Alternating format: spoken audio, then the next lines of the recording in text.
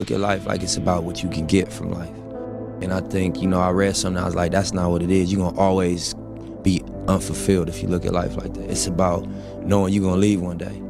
And, when you leave, the only way you're gonna be fulfilled is if you know you gave everything you had. Really, though, and you emptied yourself here. And you left it all here because it's temporary and you got a moment, Right. So I want to be in this thing until, I'm out of energy, till I don't have nothing left to contribute. I think that you come to look at your life at a certain point, and you got to be comfortable with what you see. The facades wear off and everything comes to surface, and it's just who you really are. And you finally probably can see it, and I think that it's hard to look at if it's not something that you're proud of. And that's one of the things that definitely, in them lonely hours, in them old ages, I think eat at people. My biggest mistake, not trusting my instincts sometimes. As a man, we so logical, and we so driven by logic and so driven by facts that sometimes we can't move without facts.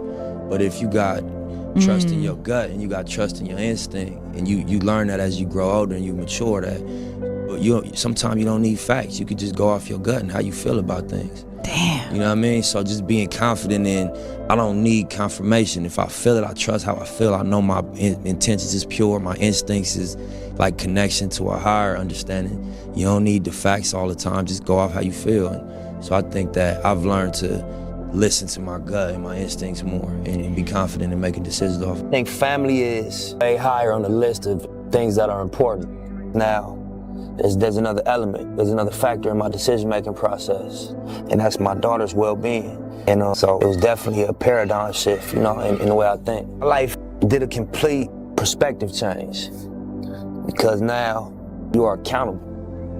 You know what I mean? You're accountable for the well-being of something outside of yourself. You know what I mean? And this is a person. Things can happen that you cannot fix, take back. You have to seriously protect your kid from certain things.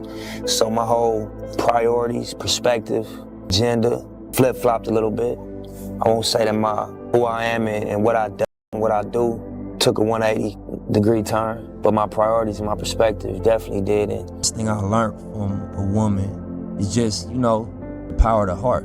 You know what I'm saying? Just to see that work in their life and how that turns out. Like my grandmother, somebody that was always kind to people, to the point where you might feel like you gotta protect her. Somebody gonna take advantage of her. She's very kind to people. But then I look at how her life played out. She happy. She ain't got no regrets. She walk around lighthearted and got a glow at 88 and still kicking and smiling. She not like a product of like meanness. What I know about life is that you're gonna hurt yourself. Life is, especially as a creative, creativity and competition is opposites. You know what I'm saying? And they work against each other creatively. When you had to draw from a blank canvas, you got to draw from your pool of experiences for it to have that thing in it. And you can compete and make something that's like technically good, but it's like a cloned human being. They might have 2 legs,